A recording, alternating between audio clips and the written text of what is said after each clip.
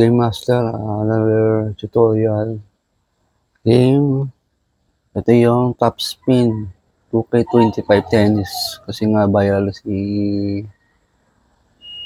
Alex yun lang yung pambansa natin, pambato natin sa tennis. So, yung mga interesado sa tennis, sa game, ito yung recommend ko na tennis na maganda.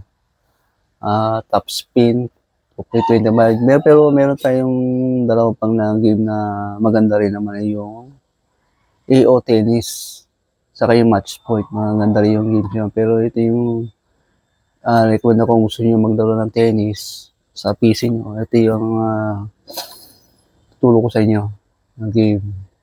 Yung mga may gusto mag-request ng game na to, comment na lang kayo. Comment down below. And subscribe.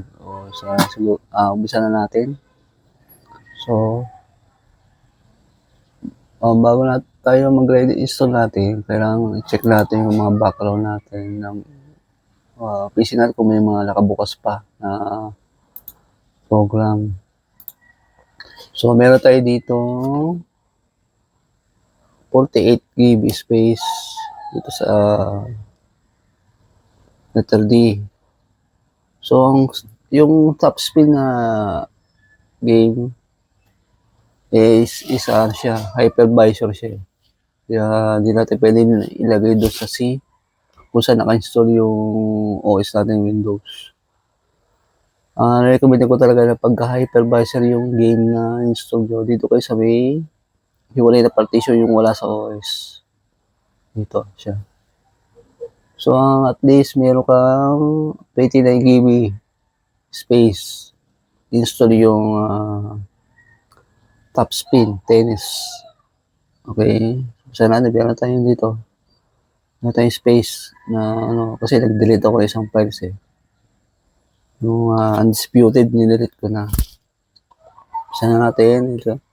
So, dito yung install yung sa external hard drive ko yung Top Spin game. Sana natin sa PC. Natin. Medyo natin, zoom out natin. Natin.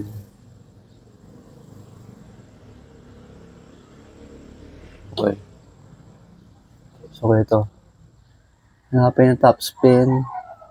Ito yung Top Spin. 2K25. Ano siya. Install na natin. Open natin yung game installation. Dito na tayo. So, may siyam na files to. Ang i-click nyo to yung setup. Setup exact file. So, right-click. And run administrator. Run administrator. And yes, set. Yes.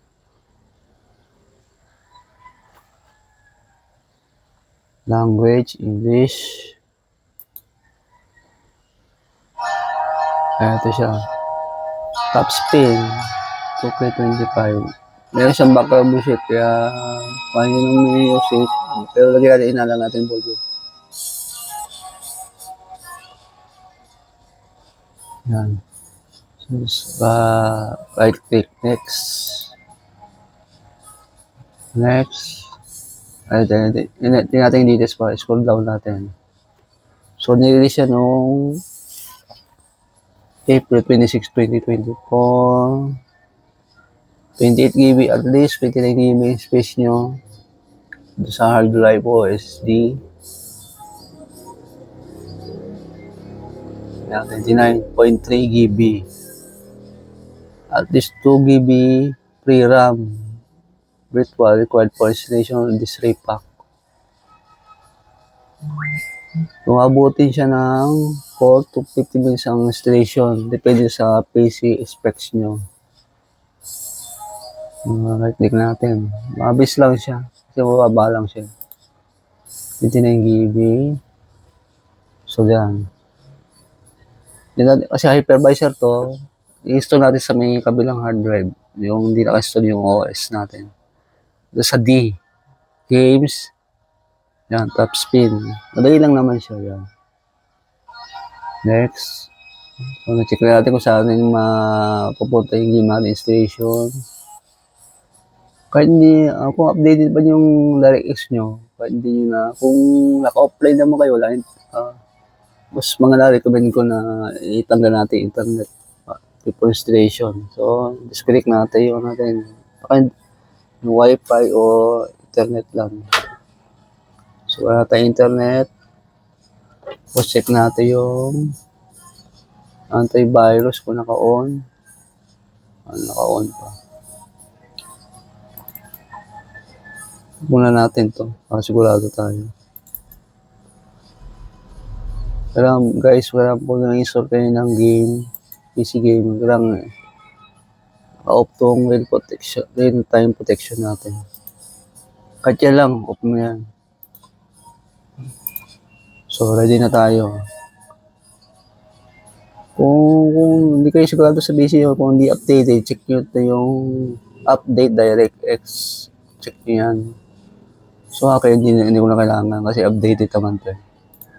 Uncheck natin. Ay, install na natin.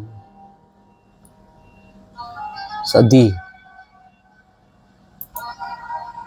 So, packing na lang. So, hindi na natin matapos yan. Take a while.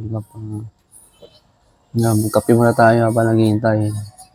So, about nakalagay estimated, may nakita naman, estimated time. 12 minutes. Depende sa PC yan. Kung gano'ng kabilis. Madalas na siya matatapos.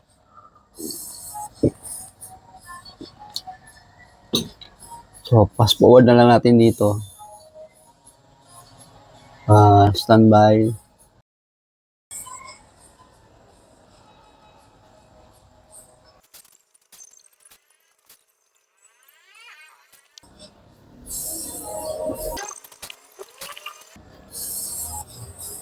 So, natapos yung installation natin is about hindi expect ko sana mga 12 minutes pero sabi ko sa inyo depende sa PC specs nyo kung gaano kalakas ba yun o mataas yung RAM nyo or yung hard drive nyo dapat SSD para mas mabilis yung installation. So, inaabot lang siya ng mga bisa tayo is 5:38. So, inabot lang siya 5 minutes. Kasi mababa lang siya, 29 GB. So, dito na tayo. So, uncheck natin itong launch kasi hypervisor to. Kasi mag-automatic siya mag-launch, mag-error lang siya. So, right. Ito. Ito naman dalawa. Ito yung automatic. Pupunta direct doon sa official site. So, check na natin yan. Ang natin naman installation na ang proper. Finish. So, ito yung final. Yung check integrity ng files. Kung ni-check niya yung game file, folder kung walang error dun sa mga files. Ito yung siya, nag-run siya. Kung may X siya, magkakaproblema tayo. Sabi, mayroong mali sa installation natin.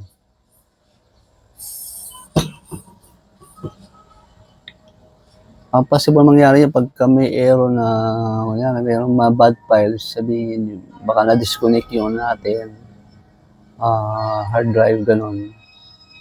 O mayroong nakaroon na background. Kaya, isang nakakaproblema sa error ng installation.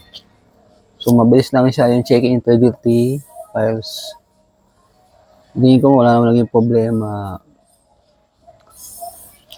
So, yung buong files na to is asa 4,500 yung laman niya.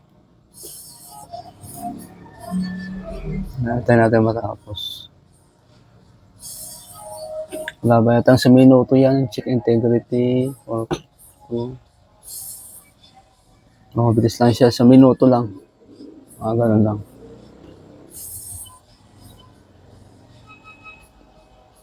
Pero pag in-install mo yung mga NBA, Mataas sa files, may mga 1, inaabot yun ng mga ano eh.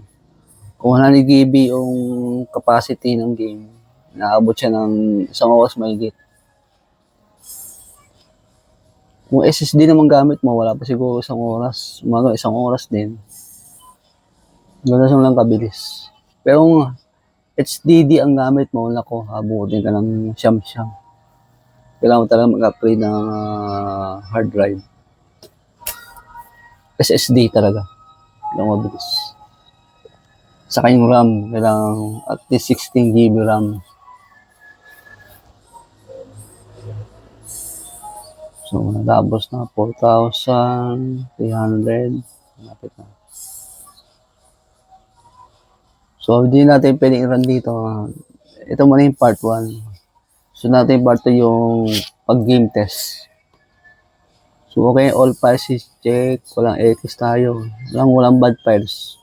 Walang missing. Wala. Ayan. Ito natin. Wala siya missing. 0. Wala tayong problema sa sunod natin i-run natin yung game. Close natin ito.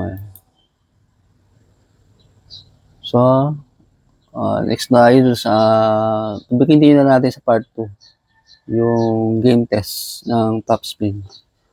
So, ganito na muna. Salamat sa panonood. And goodbye. God bless.